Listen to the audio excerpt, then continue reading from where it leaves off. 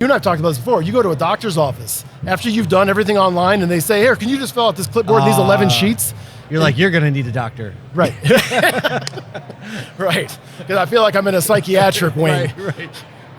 Selling crazy pills. But so if you can't connect the online to the in-store, and that's what CarMax has always done, since 2020 really, really well. Carvana has just landed the plane on that. And there's some dealers that do an amazing job, but you've got to be able to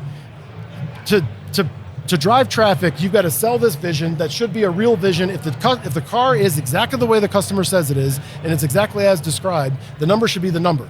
What I see too many times is they'll say, well, it's just not worth that, because when I look at my numbers, and you've got to be able to commit.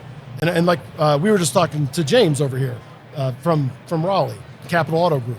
And he was just saying, he goes, I listened to Clubhouse. I started just trusting the data. He goes, I didn't agree with it all the time. I said, do your managers agree with it? He goes, no, we got some work to do there. But he said, by just trusting that, he goes, and I would intend on wholesaling it to somebody like Dealer Club or somebody like that I'm not going to keep it. I'm just going to exit it. But he goes, I kept them and I sold these cars in like 10 days. He goes, I've retailed them all. So the other thing that I would say is that everybody wants to be very judgmental about sight unseen appraisals. And you can't do that